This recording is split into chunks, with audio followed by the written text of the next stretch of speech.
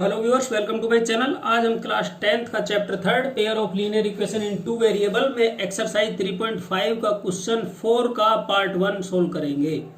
हमारा क्वेश्चन क्या है? Form the pair of linear equation in the following problems and find their solution by any algebraic method. Part 1 में है a part of monthly hostel charge is fix and remaining depend on the number of days one has taken food in the mess. When a student take food for 20 days, she has to pay 1000 rupees as hostel charge, whereas a student B who taken food for 26 days pays 1180 rupees as hostel charge. Find the fixed charge and the cost of food per day। अर्थात हमारा सवाल कह रहा है कि नीचे दिए गए समस्याओं को रेखीय समीकरण युग्म के रूप में लिखिए तथा उसे किसी भी उपयुक्त बीजगणितीय मेथड से, बीजगणितीय विधि से सोल्व कीजिए। इसमें पार्ट 1 क्या है? एक हॉस्टल का चार्ज का कुछ हिस्सा फिक्स है तथा बाकी हिस्सा इस बात पर डिपेंड करता है कि किसी व्यक्ति ने उसमें कितने दिन खाना खाया, इस बात पर डिपेंड करता है। When a student take food, जब एक स्टूडेंट 20 दिन मैस से खाना खाता है तो उसे 1000 रुपये चुकाने पड़ते हैं। ठीक इसी प्रकार बी स्टूडेंट मैस में 26 दिन खाना खाता है तो उसे 1180 रुपये चुकाने पड़ते हैं। तो आप फिक्स चार्ज और cost of food per day ज्ञात कीजिए। यह हमारा क्वेश्चन है। तो चलिए शुरू करते हैं। हम सबसे पहले क्या करेंगे, हमें क्या पूछा गया है? फिक्स चार्ज और cost of food per day. तो हम यहां पर लिखेंगे लेट अज्यूम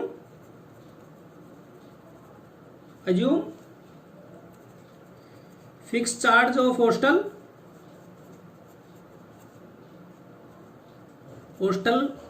क्या मानेंगे हम? X rupees. इसी प्रकार पर डे चार्ज फॉर फूड, प्रत्येक दिन खाने का चार्ज क्या है? Y rupees. हमने फिक्स चार्ज को X मान लिया और पर डे फूड की कॉस्ट मान लिया Y। तो अकॉर्डिंग टू क्वेश्चन, प्रश्न के अनुसार क्या है हमारे पास? पहली कंडीशन देखिए। पहली कंडीशन का स्टेटमेंट क्या है? जब ए स्टूडेंट 20 दिन के लिए, तो फिक्स चार्ज हमारा क्या हो गया? 20 दिन के लिए खाता है तो 1000 रुपये चुकाने पड़ते हैं। तो फिक्स चार्ज को पहले तो हम फिक्स चार्ज लिख लेंगे, वो X है। और पर डे कॉस्ट कितनी है हमारे पास? खाने का Y रुपीज। तो 20 डेज के लिए कितना हो गया? 20Y। तो फिक्स चार्ज और 20 दिन के खाने की टोटल उसने कितने रुपए चुकाए? 1000 रुपीज। ये हमारी क्या हो जाएगी? इक्वेशन 1। इसी प्रकार कंडीशन सेकंड क्या है? कंडीशन सेकंड का स्टेटमेंट देखिए। बी स्टूडेंट कितने दिन खाना खाता है? 26 डेज। तो 26 डेज का खाने का प्राइस कितना हो गया? 26Y, क्योंकि एक दिन का हमने Y माना है तो 26Y हो गया 26 दिन का। और फिक्स चार्ज कितना माना है हमने? X। तो X plus 26Y is equal to total उसने कितना दिया हॉस्टल चार्ज के रूप में? 1180 रुपीज। ये हमारी इक्वेशन 2 हो गई। क्वेश्चन में दिए 2 स्टेटमेंट दिए गए तो उन्हीं के हिसाब से हमारी 2 एल्जेब्रिक इक्वेशन बन गई। बराबर। अब हमारे सवाल में ही दिया गया है कि एनी सुटेबल एल्जेब्रिक मेथड, अर्थात किसी भी उपयुक्त बीजगणितीय विधि से सोल्व कीजिए। तो हम इसे तीनों विधियों से सोल्व कर सकते हैं, लेकिन हम कोशिश करेंगे कि जो हमें उपयुक्त विधि लगे उसी से सोल्व किया जाए। तो अब हम यहां पर इसे एलिमिनेशन मेथड से सोल्व करेंगे। क्यों करेंगे एलिमिनेशन मेथड से सोल्व? देखिए यहां पर x का कांस्टेंट भी, कोफिशिएंट भी 1 है इक्वेशन 1 में भी और इक्वेशन 2 में भी 1 है। तो ये आराम से x एलिमिनेट हो जाएगा, इसलिए हम इसे एलिमिनेशन मेथड से सोल्व करेंगे। एलिमिनेशन मेथड में हमने बताया था स्टेप फर्स्ट में क्वेश्चन को एल्जेब्रिक फॉर्म में रखिए, तो हमने ये क्वेश्चन को एल्जेब्रिक फॉर्म में रख लिया। दूसरा बताया था कि इक्वेशन 1 या 2 को किसी भी सुटेबल कोफिशिएंट या कांस्टेंट वैल्यू से मल्टीप्लाई कीजिए किसी एक वेरिएबल को एल्जेब्रिकली इक्वल बनाने के लिए। तो ये ऑलरेडी इक्वल है तो हमें मल्टीप्लाई करने की जरूरत नहीं है। स्टेप थर्ड में हमने क्या बताया था कि इन इक्वेशंस को प्लस या माइनस कीजिए किसी जो इक्वल वेरिएबल है उसको एलिमिनेट करने के लिए। तो अब हम स्टेप 3 पे आ जाएंगे, क्योंकि स्टेप 1 हमने एल्जेब्रिक फॉर्म में क्वेश्चन को लिख लिया। स्टेप 2 में मल्टीप्लाई करने की हमें आवश्यकता नहीं है। स्टेप 3 में क्या लिखना है, क्या करना है हमें, यहाँ पे देखिए इक्वेशन 1 में भी x प्लस है और इक्वेशन 2 में भी x प्लस में है। तो यहाँ पर हम सबसे पहले तो ये लिखेंगे मेथड के लिए बाई एलिमिनेशन मेथड,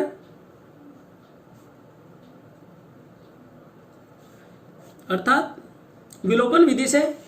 फिर स्टेप 1 स्टेप 2 हमारे ऑलरेडी सोल्व हैं, तो स्टेप 3 पे हम क्या लिखेंगे, यहाँ पे लिखेंगे सब्सट्रैक्ट इक्वेशन 1 फ्रॉम इक्वेशन 2, अर्थात इक्वेशन 1 में से इक्वेशन 2 को, इक्वेशन 2 में से इक्वेशन 1 को घटाने पर, तो यहाँ पर इक्वेशन 2 क्या है, x plus 26 y is equal to 1180। ये इक्वेशन 2 में से इक्वेशन 1 को घटाएंगे तो x plus 20y is equal to 1000। ये इक्वेशन 1 है, तो हमें इसको सब्सट्रैक्ट करना है। तो ये साइन चेंज हो जाएगा माइनस, यहाँ माइनस हो जाएगा प्लस का, यहाँ प्लस का माइनस हो जाएगा। ये साइन चेंज कैसे होते हैं ये मैंने एक क्वेश्चन में बहुत ही अच्छे से बताया आपको। अब यहाँ पर देखिए प्लस x और माइनस x कैंसिल हो जाएंगे और यहाँ पर माइनस 20y और प्लस 26, तो माइनस 20 प्लस 26 में से जाएगा तो हमारे पास बच जाएगा 6y इज इक्वल टू, यहाँ पर ठीक इसी प्रकार 1180 में से जाएगा तो हमारे पास क्या बचेगा 180। बराबर साथियों, इसे हम और सिंप्लीफाई करेंगे। This implies y is equal to 180 upon 6 के डिवाइड करेंगे न्यूमरेटर को, 6 1 जा 6, 6 3 जा 18, तो यहाँ पे आ गया 30, then 30 y is equal to हमारे पास आया 30। इस प्रकार हमें y की वैल्यू प्राप्त हो गई, अर्थात हमारे पर डे फूड की कॉस्ट क्या है 30 रुपीज। अब एलिमिनेशन मेथड में मैंने आपको बताया था जब हमें एक वेरिएबल की वैल्यू प्राप्त हो जाती है तो उसे किसी दूसरी इक्वेशन में रखकर दूसरे वेरिएबल की वैल्यू भी ज्ञात करते हैं। तो हम यहाँ पे लिखेंगे put this value of y in equation, कौन सी इक्वेशन में रखेंगे, हम इसे इक्वेशन 1 में रख लेते हैं। हमने इक्वेशन 1 में रखा, हमारी इक्वेशन 1 क्या है, x प्लस 20 y की जगह क्या रखेंगे हम 30 इज इक्वल टू 1000, बराबर। दिस इंप्लाइज x प्लस 20 और 30 को मल्टीप्लाई करेंगे तो आएगा 2 3 जा 6 और 00, ये 600 हो जाएगा इज इक्वल टू 1000। पक्षांतरण करने पर x is equal to 1000 minus 600, क्योंकि ये राइट साइड में चला जाएगा माइनस हो जाएगा, देन यहां पे लिखें then x is equal to क्या आ गया 400।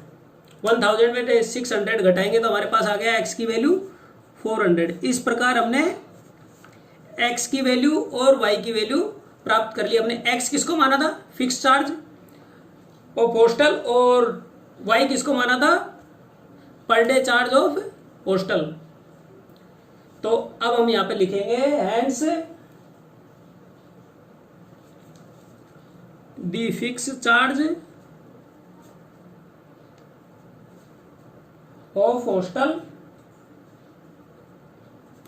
x इज इक्वल टू क्या था 400 rupees and per day charge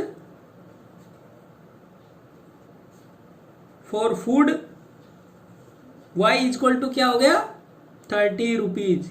यही हमारा आंसर था, हमसे यही पूछा गया था। एक स्टेटमेंट दिया था, उसको एल्जेब्रिक फॉर्म में बनाने के लिए कहा गया था, फिर उसमें उन एल्जेब्रिक इक्वेशंस को सोल्व करने के लिए कहा गया था। तो ये हमारा आंसर हो गया साथियों। आशा करता हूँ कि आपको अच्छे से समझ आ गया होगा। यदि अच्छा लगा तो एक बार इसे लाइक और शेयर जरूर करें। Thank you.